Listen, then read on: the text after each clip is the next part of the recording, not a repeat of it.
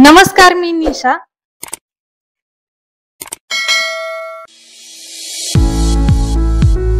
अंबानी कुटुंबाबद्दल आपल्याला सगळ्यांनाच माहित आहे। असं कदाचितच कोणी असेल ज्यांना माहिती नाही। हे भारतातील सर्वात श्रीमंत कुटुंब म्हणून ओळखले जाते। तर आज आपण या व्हिडिओमध्ये अशा महान व्यक्तीबद्दल बोलणार आहे ज्यांनी आपल्या मेहनतीच्या आणि दृढ निश्चयाच्या जोरावर एक सामान्य माणूस ते यशस्वी उद्योजक असा प्रवास केला। आपण बोलत आहोत धीरूभाई अंबानी यांच्याबद्दल, जे रिलायन्स इंडस्ट्रीजचे संस्थापक आहेत। या व्हिडिओमध्ये आपण धीरूभाई अंबानी यांच्या प्रेरणादायी आणि संघर्षमय जीवन प्रवासाबद्दल माहिती घेणार आहेच, पण त्याचबरोबर त्यांच्या जीवनातून शिकण्यासारख्या 10 महत्त्वाच्या गोष्टी ज्यामुळे आपणही आपली सगळी स्वप्न पूर्ण करू शकतो हेही बघणार आहे। तर व्हिडिओला सुरुवात करूयात, पण त्याआधी तुम्ही माझे चॅनल सबस्क्राईब केलं नसेल तर प्लीज करून घ्या। धीरूभाई अंबानी यांचा जन्म 28 डिसेंबर 1932 रोजी गुजरातमधील चोरवाड या लहानशा गावात झाला। त्यांचे वडील शिक्षक होते आणि आई गृहिणी होत्या। त्यांचे कुटुंब आर्थिकदृष्ट्या सशक्त नव्हतं, त्यामुळे धीरूभाई यांनी त्यांच्या वडिलांना आर्थिक मदत करण्यासाठी शाळेत असतानाच व्यवसायाची सुरुवात केली।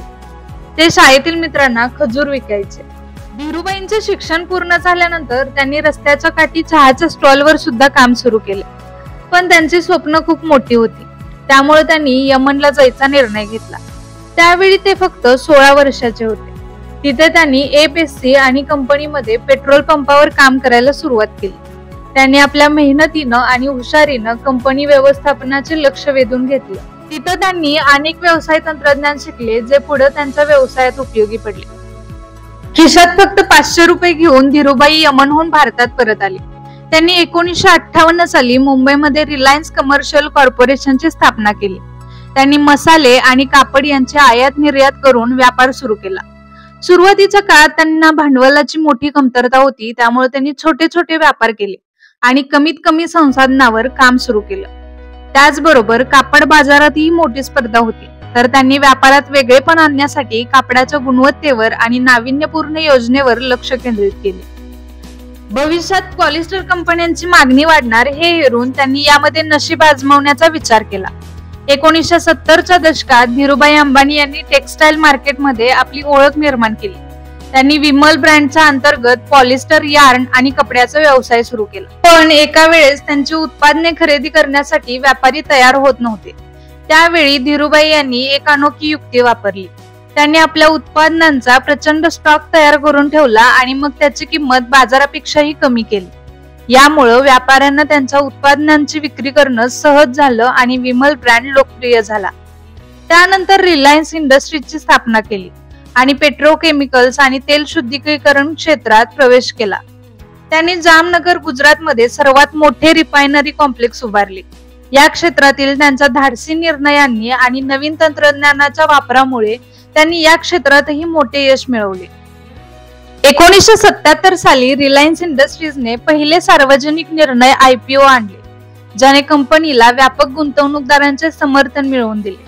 त्यांच्या शमशेर बहादूर या आवाहनाने अनेक लहान गुंतवणूकदारांना आकर्षित केलं। धीरूभाईंनी त्यांच्या धाडसी निर्णयांनी आणि व्यावसायिक कौशल्याने रिलायन्स इंडस्ट्रीजला भारतातील सर्वात मोठ्या कंपन्यांपैकी एक बनवलं। त्यांच्या पहिल्या IPOच्या यशामुळे भारतीय उद्योजकताला आणि गुंतवणूकदारांना एक नवीन दिशा मिळाली, ज्यामुळे धीरूभाई अंबानी हे एक महान उद्योजक म्हणून ओळखू लागले।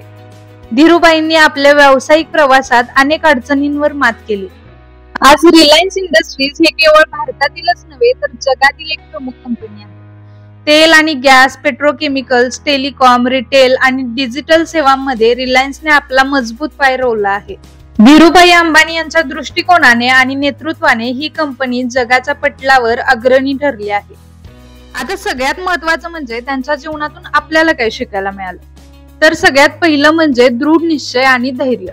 धीरूभाई अंबानी यांचे जीवन त्यांच्या दृढ निश्चय आणि धैर्याचं एक उत्तम उदाहरण आहे। त्यांनी अनेक अडचणींना सामोरे गेल्यानंतरही हार मानली नाही, सतत पुढे जाण्याचा प्रयत्न केला।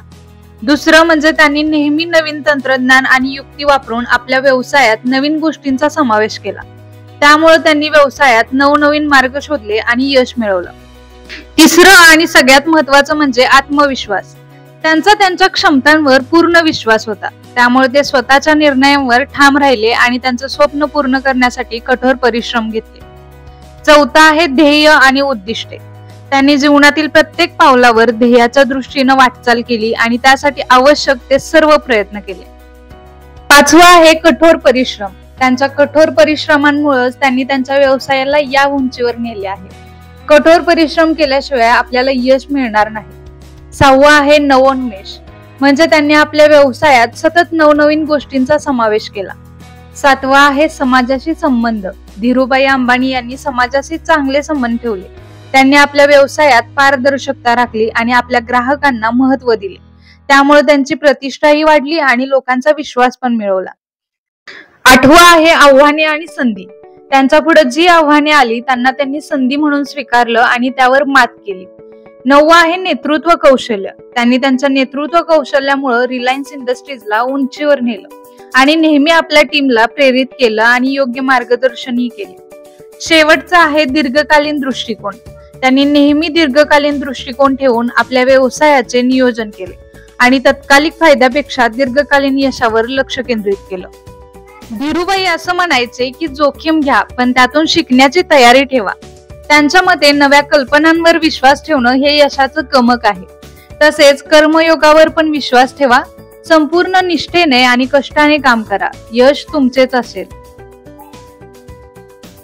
तुम्हाला माझा हा व्हिडिओ कसा वाटला हे नक्की कमेंट करून सांगा आणि व्हिडिओ आवडला असेल तर प्लीज लाईक करा, शेअर करा आणि अशाच नवनवीन व्हिडिओसाठी प्लीज चॅनलला सबस्क्राईब करा. थँक्यू.